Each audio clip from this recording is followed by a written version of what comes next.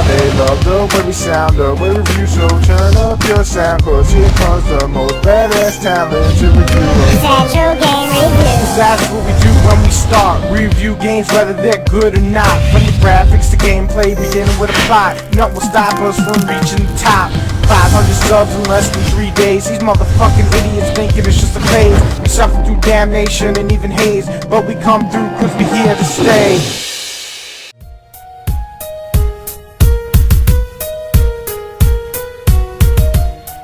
Alright, so the story of Batman Arkham Asylum is actually a very well told and very well in-depth Batman story. I personally love this story. It really gives you a lot of the feel of the comics that you might have read as a kid, and you get to see a lot of these villains and cameos of these other villains in the game. Joker is, of course, the main villain in the game, and he's trying to take over Arkham Asylum in one night. But there's also cameos from Killer Croc, Poison Ivy, Harley Quinn, Clayface, and just a whole other cast of villains. But there are some villains in the game from BIOS that it's kind of sad they didn't make it, such as Hugo Strange, Humpty Dumpty, and Killer Moth. But overall, I think the story of this game was really well told and great, and it was written by Paul Dini, who's the writer of the Batman comics in the 80s. So overall, it was just a really great story. I have to agree. I'm not great at telling stories or anything, so I'm just going to leave it at that. I thought the story was well done. And I never felt that it was boring or was bad at any point. I just really thought it was great. If I had one problem with it, it's not really the story. It is some of the voice acting. But we don't have a sound department for this, so I'm just going to say it right there. Some of the voice acting wasn't good.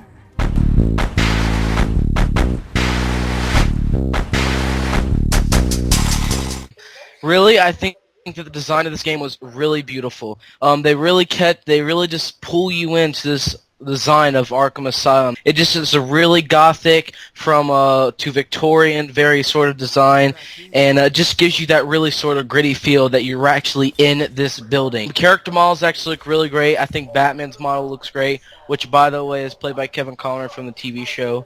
Joker's model is great, who again is played by Mark Hamill from the TV show. All the villain designs are great. The only problem I have is that Poison Ivy's design was good, but I don't know, I just didn't really like her sequences in the game. They did a really outstanding job on the graphics, and the design is just great, and it just looks beautiful. I also agree. The graphics are really good.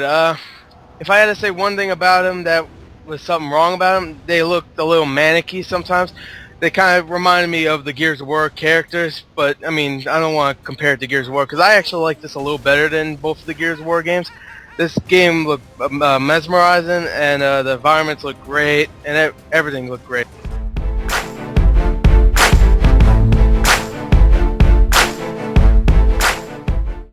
Alright, now the gameplay in Batman Arkham Asylum is mostly consistent of stealth and combat. Now the combat in the game is really good, even though most of it is either the X button or Y for counter. X button, you punch, punch, punch, punch, punch, punch, punch, kick, punch, punch, dodge, go to the next guy, punch. But it's really fun. It's actually, I would say, better than most other combat action games, even though some other action games let you use the B button, Y button, R2, R3, F5, all those buttons. But this one is more fun because, well, first of all, you're Batman. Second of all, he's badass. The stealth is also really good. I would think this is probably better than even, I would say, Splinter Cell, because I'm not the biggest fan of Splinter Cell, even though I did like the first three, hated the fourth one.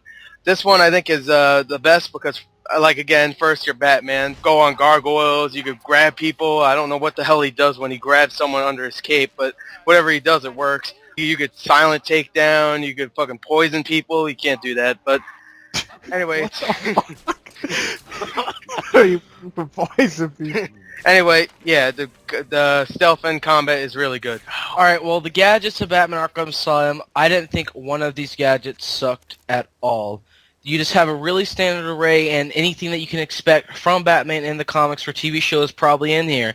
You got batarangs, you got sonic batarangs, you got remote control batarangs, you got your grappling hook, you got a grappling hook that can pull shit down and pull people in, you got explosive gel, just this all standard array of gadgets that just really make you feel like Batman.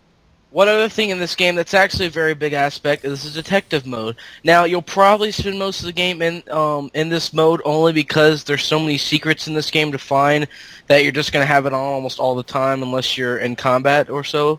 This is actually a really cool mode. You can see through walls. You can actually have X-ray vision and actually see, you know, bones and everything of your enemies, and helps you find secrets, as I said. And it's just a really cool mode that, you know, sort of a scanning mode that also makes you feel like Batman. And you can use this anytime in the game, and it's just a really great addition to the gadgetry.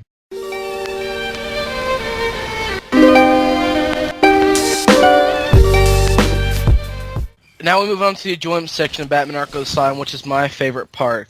I am a huge Batman fan, so I did probably enjoy this game more than others. But even if you're not a big Batman fan, I can almost guarantee you're going to have a blast playing this game. Everything to the stealth, the combat, the music, the voice acting, to the gadgets. It's just all this real big package piled into one.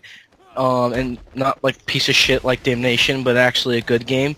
And basically, just if you're not a Batman fan, check it out. If you are a Batman fan like me, I would probably recommend buying that because you do have challenge maps, which aren't that good. They are taken from the game, but I'm still having some fun with them. Overall, this was just a really fun game. I had a really fun time playing it, and pick it up if you're a Batman fan, and if not, at least try it out. I strongly recommend this game. Batman Arkham Asylum, I really enjoyed. I'll probably even say it's my favorite comic book game and probably one of the best games I played this year, to be honest. The combat is great. The stealth, even though I'm not a big stealth guy, I really enjoyed it. And the challenge maps, even though they're not that great, the Predator ones, I'll definitely keep playing. Probably maybe a 10 to 12 hour game. I beat it maybe 11 hours, but also it took me some time because I was like looking for these little riddles that are in the game from the Riddler, which is kind of cool. So pick up this game. Pick it up. I really didn't like Spider-Man 2, and Hulk Ultimate Destruction just got really boring to me. You're fucked up. Fuck, you don't like Spider-Man 2. You hurt my feelings. All right, I love Batman's bolt nipples. Bolt? Oh, That's all I have to say. he has bat nipples. I don't remember that. Yeah, neither do I. Wait, A little too much you were detail. looking at him a little bit too hard. Me. All right. Go.